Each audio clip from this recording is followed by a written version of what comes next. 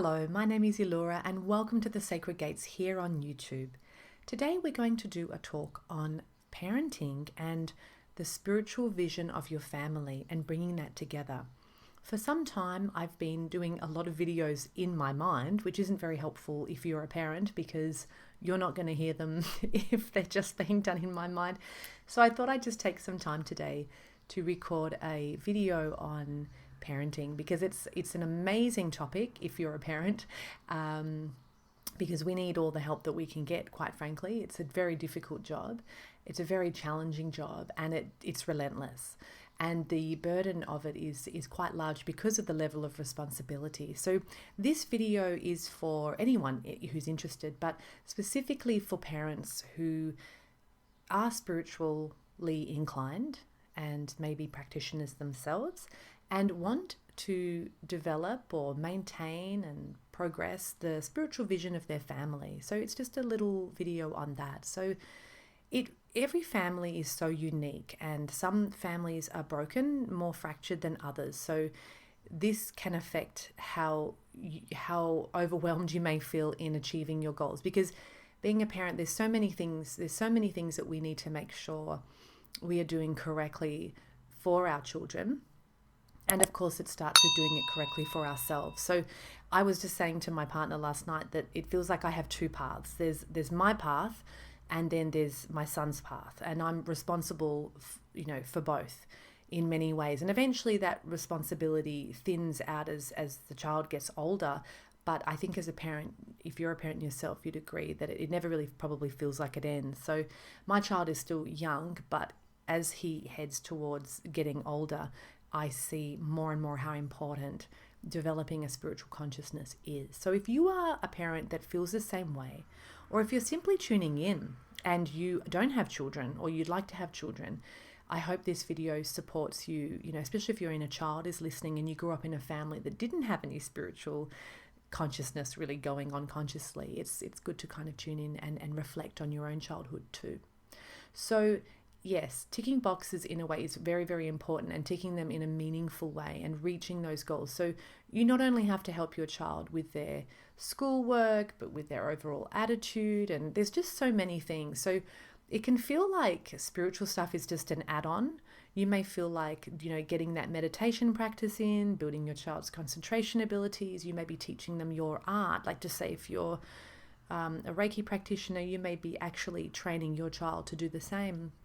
It could be anything. It may just be as little as, or as small a little thing that may feel like a small thing, which in fact is fundamental, is just building their concentration, because that's going to help them in every area of their life. That can all feel like just something that's left last.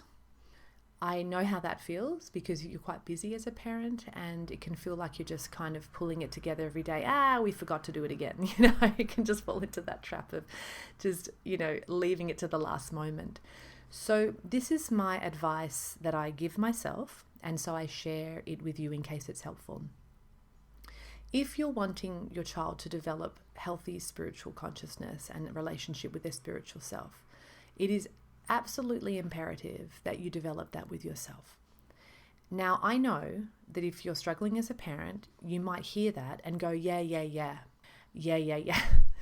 and think that that's, it's true, but it's actually extremely true. And you will, try everything else. If you try everything else but that, then you're just not going to get the results that you want. Now, if your child's still at a young age where they are invested in pleasing you, and you can use that power for good, use it. Because once your child comes into their once the child starts to get their hormones get more and more strong, they get stronger and they head into their teens, they still want to please you.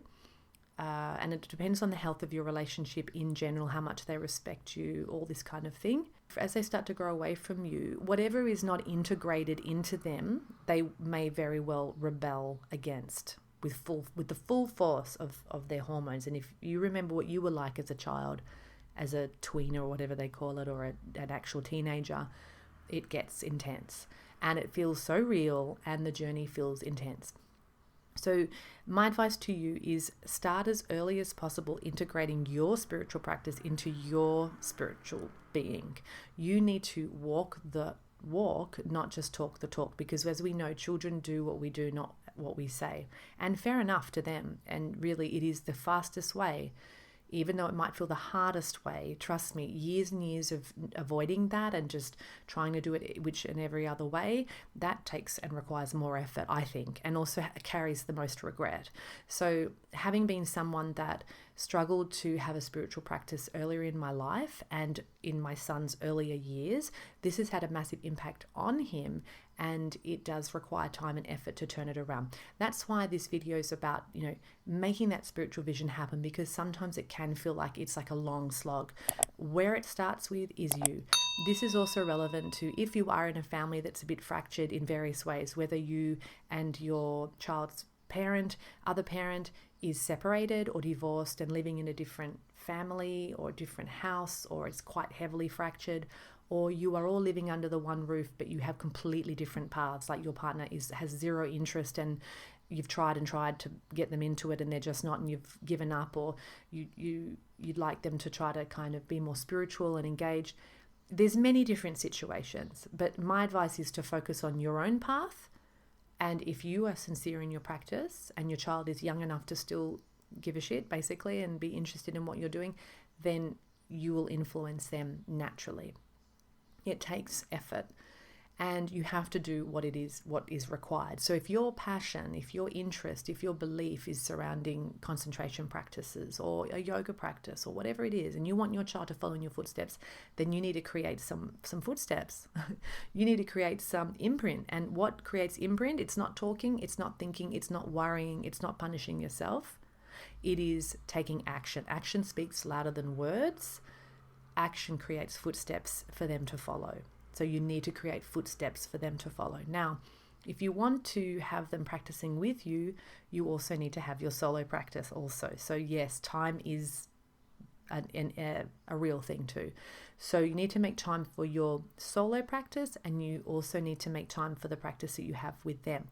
Once they get their path going, they can eventually have their solo training to be responsible for. But it first starts with you and your solo training. It then starts with building your training with them.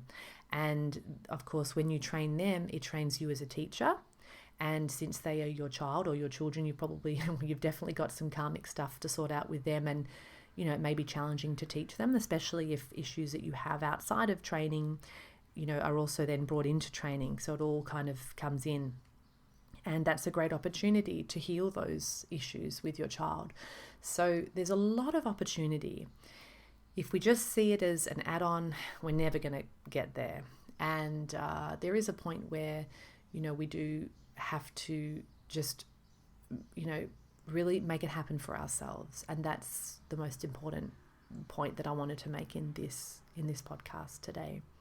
So yes, stick with your spiritual vision, even if your partner doesn't. I'm not in that situation where my son's father isn't interested in it. He is absolutely on board. I can imagine that would be a bit disheartening. It could be upsetting. It could put you off. But if you are interested in it, allow that to be something you have a connection with yourself, and eventually your child or children with you, and then eventually with themselves. Because what do you want for your child? Do you want your child to be, practicing every day something, even if, as they become an adult, they completely reject it for years, as we know we may have done with certain things that our parents taught us? They may reject it for years, but one day they may come back to it, or they may keep it going, and we don't even realize, or whatever it might be. We don't know what our children, their future will be. But what we do know is life is really hard. Life is suffering, and your children need tools. The children of the world need tools, especially with the world that we're going to leave them. They really need something. They really need something beyond the stuff that I'm seeing a lot of children falling into, which is basically being distracted, getting fat, playing computer games, being very non-concentrated, not very good development of values, nutritional values, character building values. It's very, very low. on the planet right now. So there is a responsibility as a parent to do this if you so choose, and it starts with you. So thanks for tuning in, guys. I hope that this has been a helpful video. Please let me know if you'd like more videos on family and parenting and children. It's definitely a passion of mine, and I certainly would love to do more of them. So let me know if there is a topic. Either email me at thesacredgates.com, or you can just leave a comment in the comment section below. Thanks so much for tuning in. Bye-bye for now.